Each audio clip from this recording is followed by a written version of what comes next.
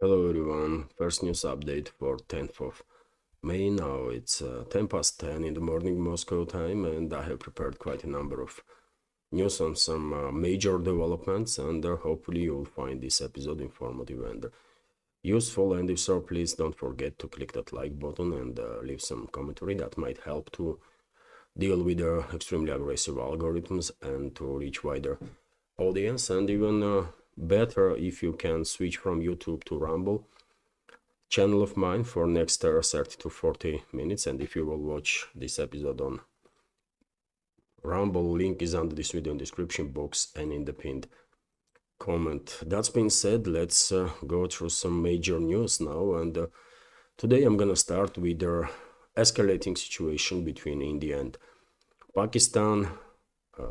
Early this morning, Pakistani side claimed that they launched a military operation against India.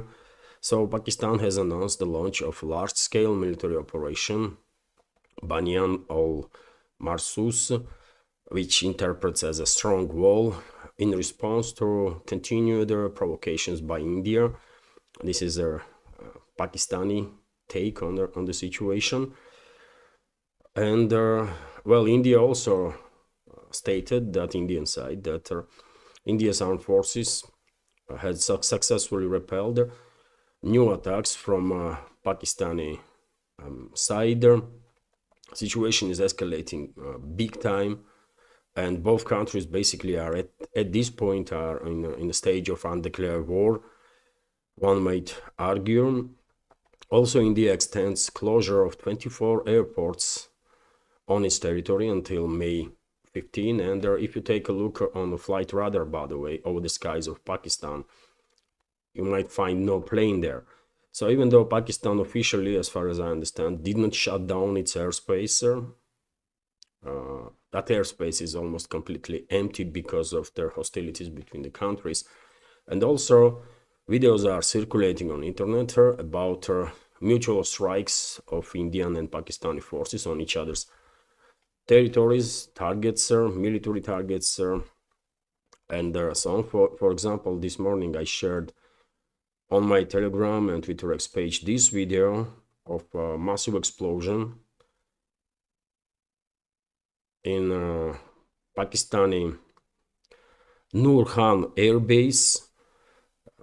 Extent of damage that was done to military capabilities of this air base is unknown for this moment, but I guess damage was significant because, well, just take a look. And also videos are circulating from another side, by the way, from Pakistani side, for example, launches of long-range multi-launch rocket systems, mortar fire, rocket fire, airstrikes, everything is in force now. So big escalation between two nuclear countries, and unfortunately, risk of all-out war between the two is definitely increasing. As you know, Chinese leader is here in Russia.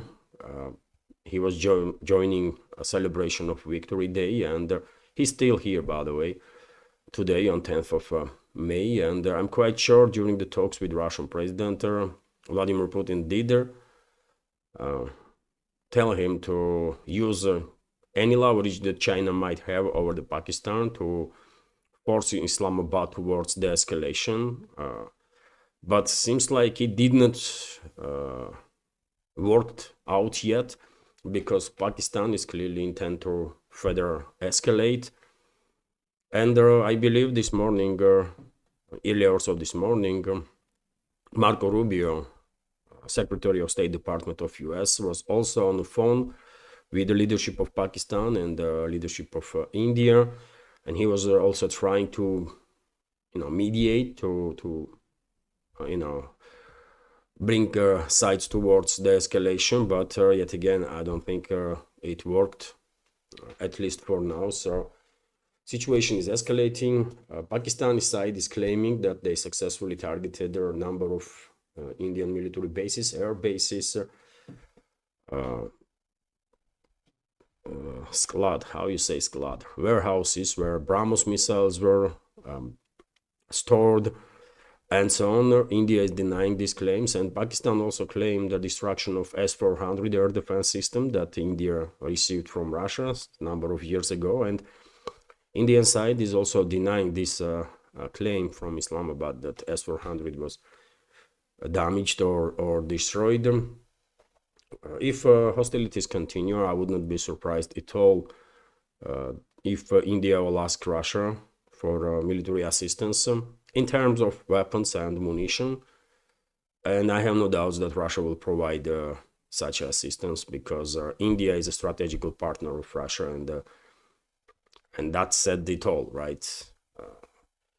So let's hope sides will de-escalate, but if forces that are behind this escalation will push further towards the all-out war, then I think Russia will do whatever it can to assist Pakistan. First of all, in diplomatic ways to de-escalate, but if it comes to military aid, Russia is going to be there for India. No doubts about that, in my mind, personally. And dear friends, before I continue, and there is a lot of more interesting and important news, dear friends, but first this. Dear friends, I hope you like my work and want to help preserve this independent media project, and if so, let me go through several means that can be used for assistance. First is a PayPal platform. Once you click on PayPal link under my videos in description box and in the pinned comment, this account will open, which belongs to my wife, Anna Philipson Caballero, so feel free to donate through this account. Second way is a Boosty platform, where you can send a tip or donate, which is basically the same. And also you can become a Patreon for the project. You can subscribe to my page while choosing your level of support. Third way is a Patreon platform, where I already have 370 extra content videos. You can also choose your level of monthly support from $5 to 10, 20, 50, 100 and become a Patreon, or you can use another feature that Patreon has, which is access to each videos for a certain amount of money. Now this is $3, so you can access to any video for $3. Relatively new feature that Patreon adopted, and it might be helpful also if for whatever reason you don't want to become a monthly supporter. And there is another way, which is a Rumble platform, dear friends. Whenever I have a pre-planned live stream or live stream is on air, you can become a premium subscriber. You can give premium subscription to other members of the community, or you can use a rant feature that Rumble has, which is basically similar to super chat on YouTube. All the links, dear friends, all the links to all these platforms that I just show you are under my videos in the description box and in the pinned comments, including address to crypto wallet. I hope this video will be useful in case you are considering support for my work and this media project. Many thanks to all the members of our community who already supported. Have a wonderful day and take care. Okay, let's continue with some other news, and first of all, this report from RT about statement of Russian Defense Ministry on 72-hour Victory Day ceasefire, excuse me, that Russian president initiated. So Ukrainian forces have attempted for 4 cross-border incursions into the Russian region of Kursk and Belgorod since the start of Moscow's 72-hour ceasefire, according to Russian Defense ministry. So 4 times, by the way, Kyiv regime was launching this suicidal cross-border attacks on Kursk and Belgorod regions of the Russian Federation from Sumy and Kharkov regions. Ukrainian forces continued to conduct military operations despite Russia's President Vladimir Putin's announcement of the Victory Day ceasefire from midnight May 8 to midnight May 11. The ministry said on Friday, apart from their incursion attempts, Ukraine launched 15 smaller-scale attacks on a number of settlements in the Donetsk and Lugansk People's Republics. According to a statement, Ukrainian military also continued their missile and artillery attacks against the Russian frontline positions. The ministry said the Russian military has recorded over 5,000 attacks since the ceasefire came into force. The assault involved around 1,500 instances of artillery shelling and more than 3,500 drone attacks, it added. Mainly FPV drones, although yesterday I did share on my Telegram and Twitter X page a video of consequences of drone attack on administrative building in Belgorod itself. So aircraft type drones were also deployed by Kyiv regime. Majority of them were intercepted, but unfortunately few managed to bypass air defense systems, and one of those drones hit administrative building in Belgorod. Russia responded with their tit-for-tat actions, according to ministries. You have, dear friends, here reports from Defense Ministry that clearly indicates that Kyiv regime is not about the escalation, not about ceasefire. All these talks about 30-day ceasefire on part of collective West and the Kyiv regime is just an attempt to basically fool Russia and to gain some time for rearmament and reinforcement, to have some break for this Kyiv regime's forces, and that's all. And I have some news on this topic also, but when it comes to the statement of Defense Ministry that Russia was conducting tit-for-tat operations, I mean, Russia was not initiating military hostilities, but if Russian units were attacked, then response was strong. And for example, we are receiving these reports that Russian armed forces established control over their Marina settlement and surrounding areas in the Kharkov region.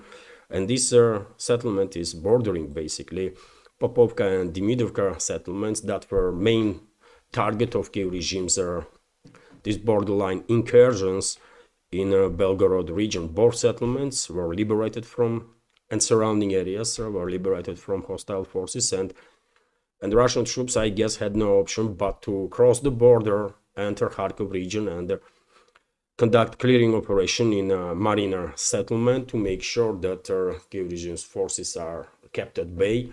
I guess after ceasefire will end today at 12 o'clock at night, Russian troops will re-engage the enemy big time, and most likely a process of creation of a buffer zone in the Kharkov region on the borderline between Belgorod and Kharkov region will continue, and everywhere else, by the way. Initiative was in Russian hands, and there is going to be in Russian hands always. It is what it is. And meanwhile, as I said already, all these talks about 30-day ceasefire that West is pushing together with their proxies in Kyiv is just attempt to fool us, basically to gain some time for Kyiv regime's forces, to arm them as much as they can without distraction, to reinforce them, to reorganize them, to give them some sort of a break for 30 days, which is a huge, by the way. And hopefully Russian Russian leadership will not buy into it, and will never agree on this absolute absurd that is being proposed by West. But still, they are pushing, by the way. Enemies of Russia still are pushing for this senseless idea. The heads of France, Germany, Great Britain, and Poland, for example, are in Kyiv right now. They visited Kyiv this morning, and one of the reasons is that they want to propose once again this 30-day so-called ceasefire idea together with their Zelensky and that proxy regime there. So On Saturday, May 10, Kyiv is hosting European leaders at the meeting organized at the initiative of Ukraine, according to a French media. French President Emmanuel Macron, British Prime Minister Keir Starmer, new German Chancellor Friedrich Merz, and Polish Prime Minister Donald Tusk. This report says will arrive in Ukrainian capital, but they actually already did. This report is from early morning, and they already are in a Kyiv, and I shared on my Telegram and Twitter X page, for example, this poster. You can see a picture, by the way, of these elements, these criminals, basically, Macron, Merz, Starmer, in a Kyiv, being surrounded with their proxies, basically. Mass murderers and genocidal maniacs, that's what they are. And dear friends, it's not just European so-called leaders that are pushing for this nonsensical idea of 30-day ceasefire, but White House is there also. For example, Press Secretary of White House, Caroline Leavitt, stated that US hopes Russia and Ukraine agree to stop fighting for a 30-day. I wonder what is the real reason that enemies of Russia get united behind this idea of 30-day ceasefire. What they know that we don't. Maybe intelligence, Western intelligence, is giving them information that the Kyiv regime, the strength and the strength of Kyiv regime's armed forces are so weak that they might collapse at any time, and they desperately need a break. Maybe this is the reasoning behind this activization, because of course none of us believes that Western ruling class really wants peace. No, they did not start this proxy war for a peace, right? They started this proxy war to destroy Russia. And their proxy, the main proxy, is doing badly on the battlefield. But anyways, we will find out soon what is going to happen. But meanwhile, press spokesman of the Russian president tried to explain Russian position on topic of Ukrainian crisis, on topic of this 30-day ceasefire, while giving an interview for ABC News.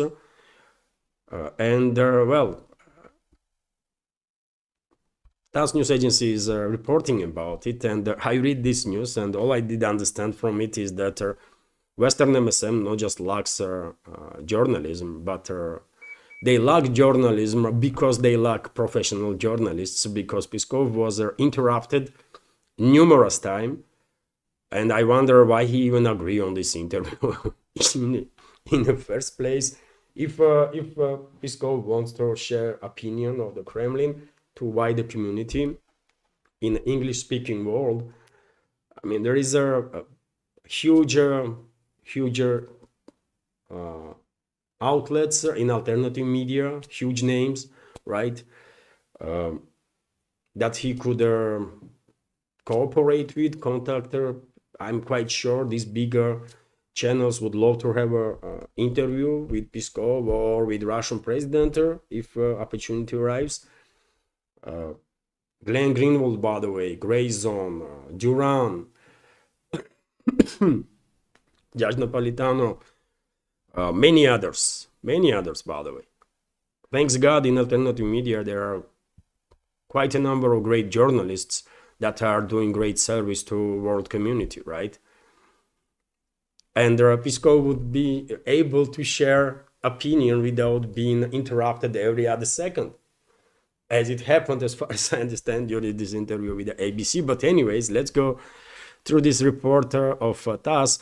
So arms deliveries to Ukraine should cease during the temporary ceasefire. This was stated by the press secretary of the Russian president, Dmitry Peskov, in an interview with the ABC News television channel, a fragment of which was broadcasted on Friday. And we have a quote here: "If we are talking about ceasefire, then what are we going to do with weapon supplies that are delivered to Kyiv regime daily from the US and the European Union?" Peskov asked. The journalist interrupted him and said that Russia wanted arms supplies to stop if we conclude a temporary truce. The press secretary began to say, but the journalist interrupted him again. You want the supplies of weapons to be stopped. Otherwise, it will be to Ukraine's advantage. Ukraine will continue total mobilization, transferring new troops to the front, Peskov said. Ukraine will use this period to train new servicemen and rest those already in service. So why would we give Ukraine such an advantage? He concluded. And by the way, I didn't see interview yet. Probably it will be published today, and I'm interested to watch just to just to see how despicable this so-called journalist of ABC was that was taking an interview, how many times that person interrupted Peskov and how hard that person tried to paint Russia in a bad light. Yet again, I don't really understand at this point why Russian representatives are giving an interview to Western MSM. It makes no sense really, because audience of this Western MSM is being brainwashed on such a level that even if Jesus Christ will arrive and tell them that they have to wake up to the truth, they would not listen. That's the level of brainwashing that has happened in the Western world, and to have a hope that while giving an interview to ABC, CNBC, MSNBC, or whatever, Fox News or others, BBC, France Press, Deutsche Welle, no matter which Western MSM you pick, if you have a hope that you will reach their audience and would manage to wake them up to the truth, I mean, you are mistaken. You're not going to succeed in that. In no ways. Even Jesus would fail. That's how brainwashed those zombies are, man. So don't waste your time,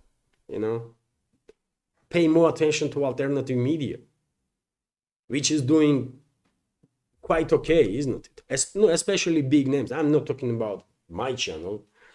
That is tiny compared to big names. I'm talking about leading figures in this field.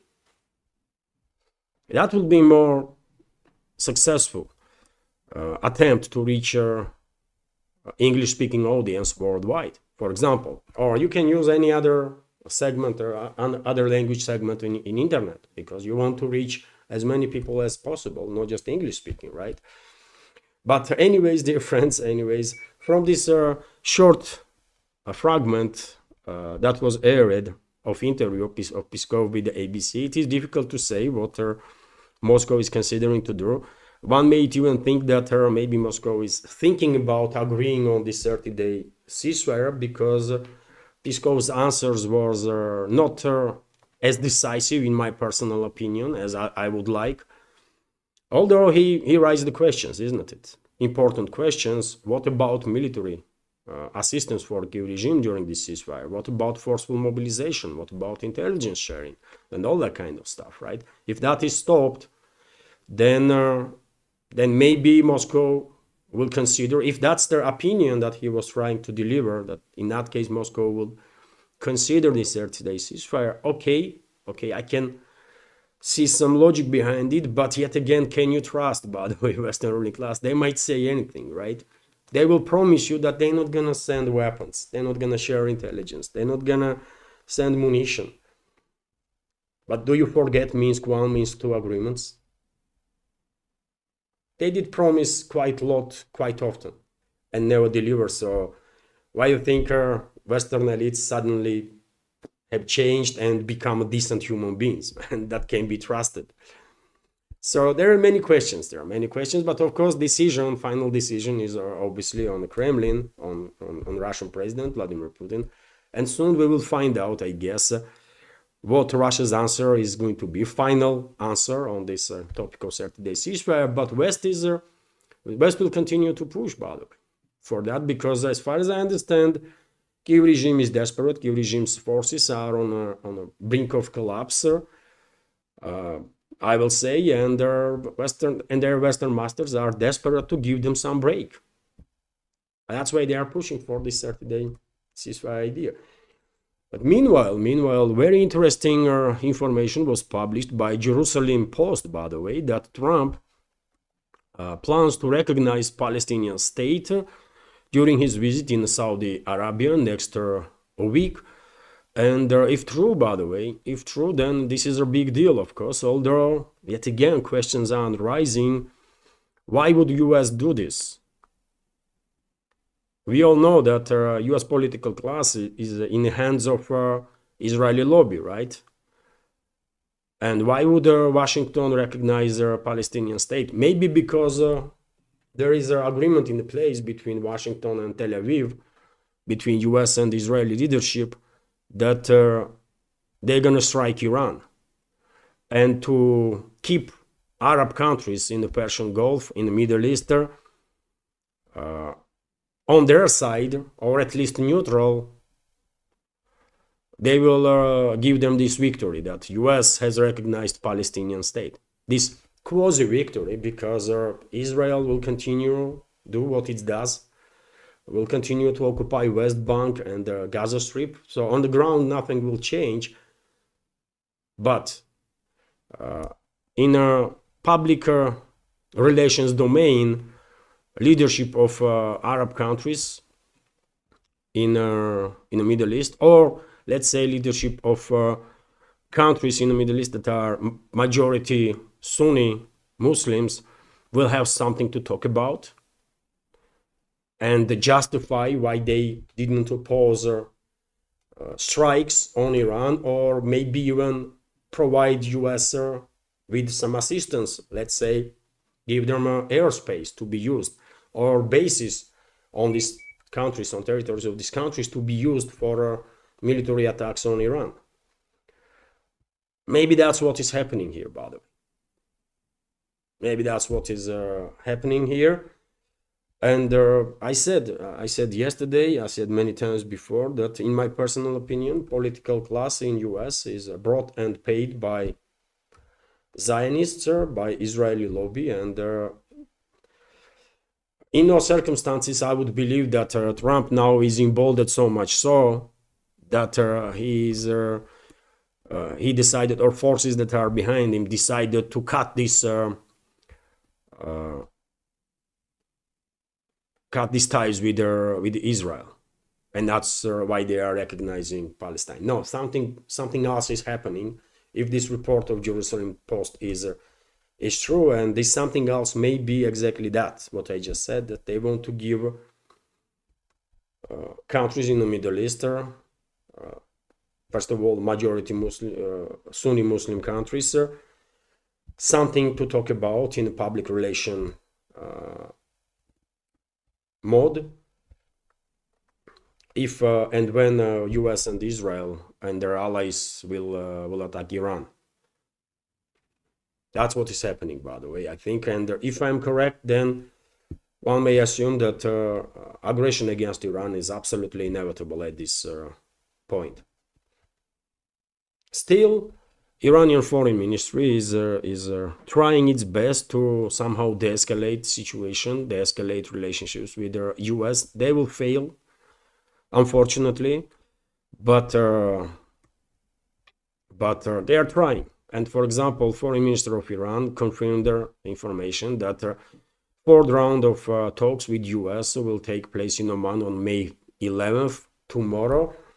But yet again, I think these talks with Iran is just an attempt of US to paint a false picture that, you know what, we try diplomatically with Iran, but it didn't work, so therefore we have to go now militarily against them. That's what is happening.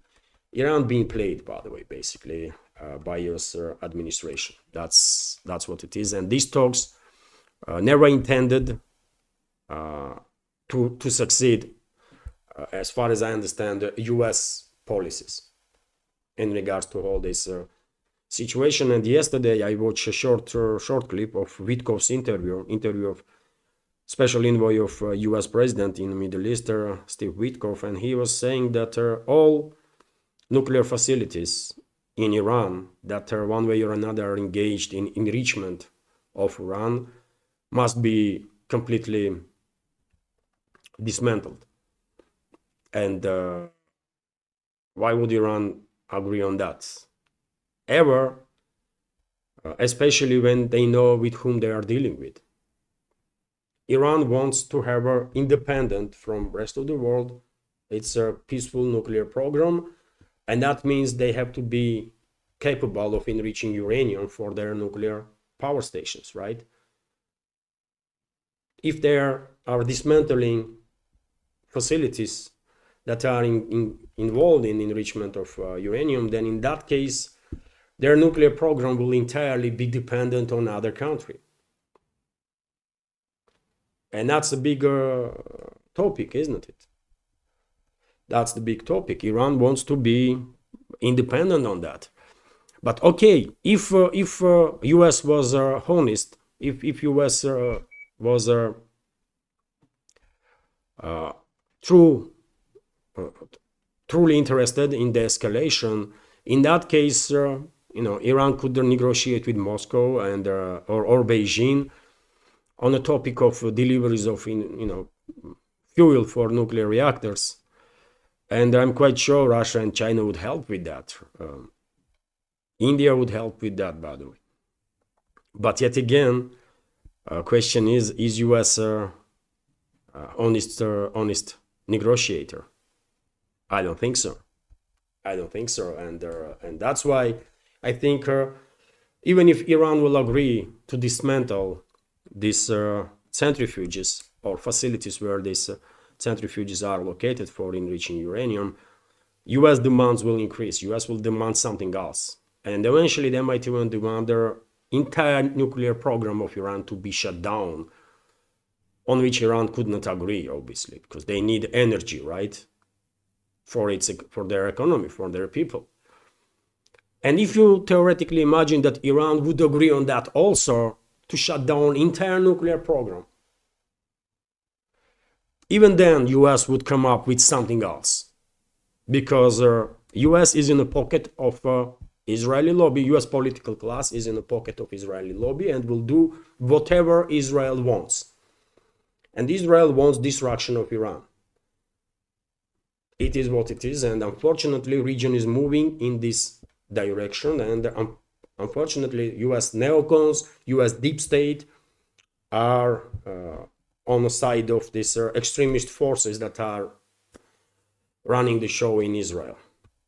So therefore, unfortunately, huge war in the Middle East is inevitable, in my personal opinion, and Iran better to prepare as much as they possibly can for what is coming. That's what it is, man. Share your opinion, dear friends. What is happening? What is your prediction when it comes to Middle East? But I think Israel and US already had agreement to attack Iran, to start the war against Iran, and I guess number of other countries will join them from NATO and maybe even from the region. And this information that US might recognize state of Palestine is part of this geopolitical game that US wants to give something to regional countries, majority Muslim, Sunni Muslim countries, to talk about as a victory, so that they will not oppose Israel and US aggression against Iran. And if they will agree on that, by the way, that would be suicidal, because any attack on Iran will eventually, of course, cause complete shutdown of navigation in the Persian Gulf and through Hormuz Strait, and that will bring energy prices on our world market to the levels that world might never seen before. And one of the reasons why US deep state, Western ruling class is supporting this escalation in the Middle East is that once they will provoke shutdown of navigation of their in the Persian Gulf and through almost straight, China will lose one of the main supply lines of energy. Chinese economy will lose energy from Middle East, which is a big deal for China because China is the main buyer of energy from the Middle East. So it's a complex geopolitical game that Western ruling class, Zionists, U.S. deep state are playing together. This is my reading of the big picture anyway. Right, let's go through some other news, dear friends, and I will end this update on that. So, Commerznet newspaper is reporting that Prime Minister of Slovakia, Roberto Fico, promised Russian President Vladimir Putin to veto EU's refusal to buy Russian energy resources. As we all know, dear friends, Fico managed to come to Moscow yesterday for celebration of yesterday's Victory Day. And he had a meeting with the Russian president and many other officials, by the way, because there was not just from Russia, but worldwide, because there was dozens and dozens of world leaders here, and many of them still here, by the way, today on 10th of May, including Chinese leader Xi Jinping. And well, during the talks, Fico stated that it is against national interests of Slovakia, against the interests of European states, to completely cut ties with Russia, to build up a new iron curtain that that globalists and their puppet regimes in Europe are actively trying to build. And he promised her to do whatever he can to basically oppose these processes, including to veto EU's plans to basically stop buying any Russian energy for 2027, which will hurt, first of all, Slovakia, Hungary, and the countries, by the way, that are that have quite a good working relationships with Russia, right? Although obviously, Russian energy flows are continue to even Germany, by the way, and to France and Spain and the Netherlands and other countries. Through pipeline or Russian LNG. So let's see how successful Fico is going to be. He might be joined by Hungary's leadership. I'm quite sure about it, because Hungary is also opposing to switch to more expensive energy sources from other parts of the world. They want to buy Russian energy, and why should not they, if Russian energy is more cost effective? Right?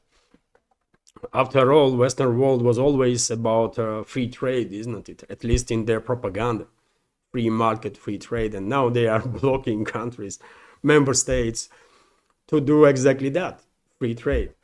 Anyways, by the way, we all know that Western ruling class, Western so-called elites are completely fake elements, right? They don't believe in anything really, just all they care is their own personal interests and whatever Sikh ideology they have. That's it. Rest is, they don't care about rest. Meanwhile, dear friends, we have this report that when it comes to energy topic, media is reporting that a US investment company may buy stake in a Turkish stream.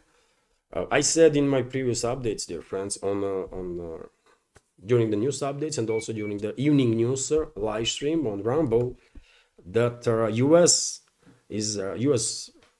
businesses that are connected with the Trump's administration one way or another are actively pushing their idea that they might become a middleman between Russia and Europe when it comes to energy supplies. They could buy Russian gas or oil or whatever and then resell it to Europe by making profit from literally thin air, just because they are middlemen, right? And they don't even have to transport anything anywhere, right? Infrastructure is there. They might invest, yes, little bit. If agreements will go down successfully, they might invest little bit in Nord Stream pipelines to rebuild damaged parts of it. And that's it. After that, they will make money from thin air, literally, because infrastructure is already there. And all they have to do is just to sign up for buying Russian gas on the border, and they're literally in a millimeter away sell it to Europe, and they will make billions on that, right?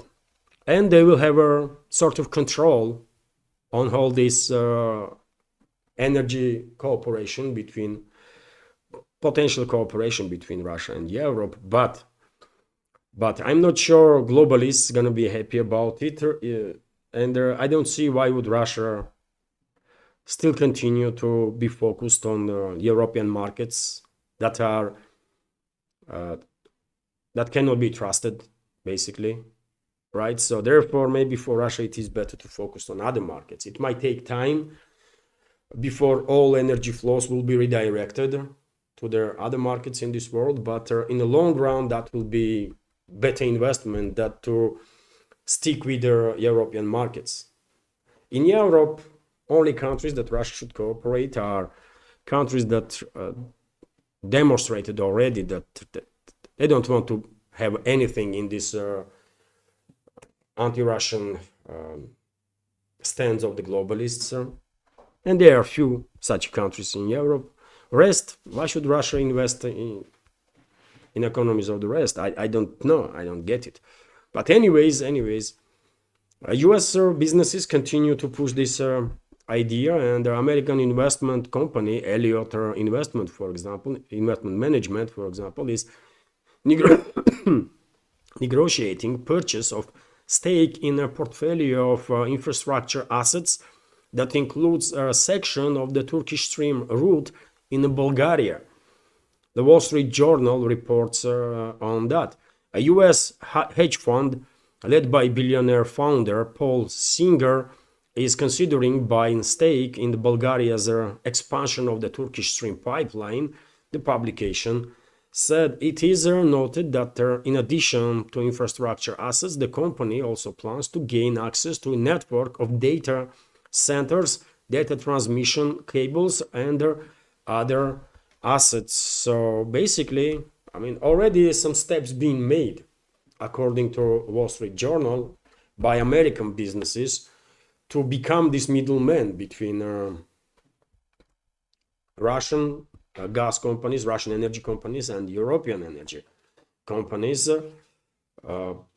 Only question is, I mean, to me personally, why would Russia still stick with their European economies, especially hostile ones, right? When the world is this huge, by the way, and there is and demand on energy gonna continue to rise, and it makes more sense to me to, you know what, maybe this year we might have some losses, next year and year after, but if we divert, if we focus fully on other markets, right? First of all, on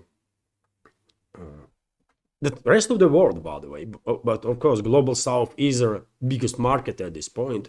So Global South, African continent, by the way, Latin America. It will take a couple of years, and after that, entire Russian energy sector, that still plays big role, by the way, in Russian economy. Some 30% of Russian income comes from energy sales, right? And so, you know, Russia can keep up with their losses for several years, like 3, 5, 10 years, no big deal. But after that, Russia will be free from any dependence on the European markets, right? So it is a better investment, in my personal opinion. I mean, and when it comes to Europe, just sell energy to Hungary, Slovakia, Serbia, of course, maybe a few other countries that did not really act extremely hostile against Russia. And the rest, just forget about it. That's it, man. You will have new markets that will happily cooperate with you. That's the way to go, I believe. But right now, US businesses are actively, you know, trying to become this middleman, so that because they want Russia to be dependent on energy sales on Europe, and they want Europe to be dependent on them, because they will be in this energy sector also, because Europe will have no option but to still buy US LNG whenever US companies will have some access LNG, for example. because their main priority is also global south, right? And also they would love to keep this mutual dependence of Russia and Europe, so that they will have more influence, leverage over both. That's the agenda behind these American initiatives, I guess, right? And why should Russia play these games? Just, refocus on other markets. Forget about Europe. That's it, man. Vzglyad newspaper is also reporting that Georgia accuses Poland of unfriendly actions. So Georgia has accused Poland of double standards and their unfriendly attitude because Warsaw did not invite Foreign Minister of country Maka Bojorishvili to the country for an informal EU summit.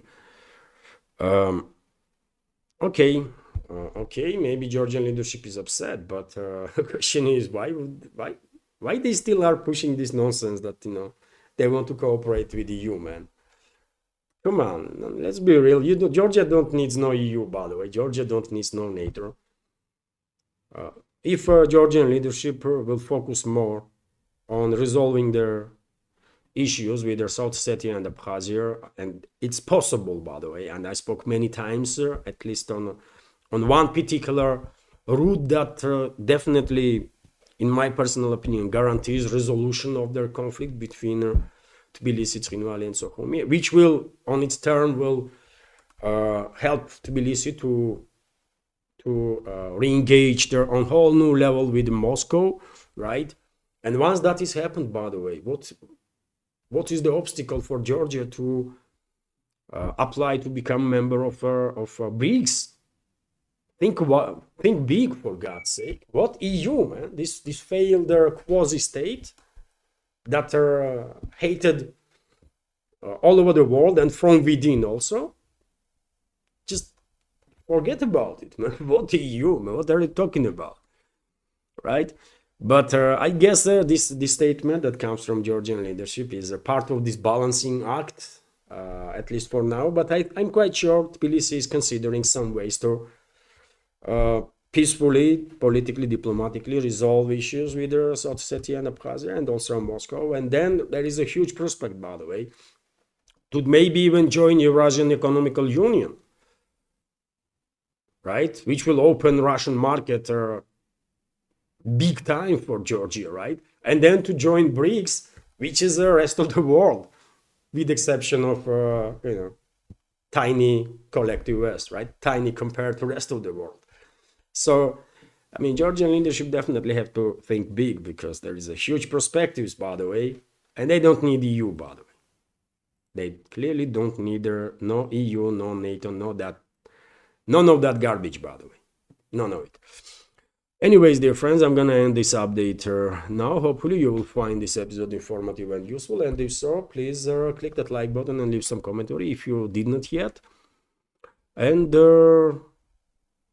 yeah, that's it. Have a wonderful weekend, and if you want to support, dear friends, you saw my short clip. There are several means to do so. Of course, if you like my work and my channels. This is it for now. Have a wonderful day, great weekend, and take care. Bye for now.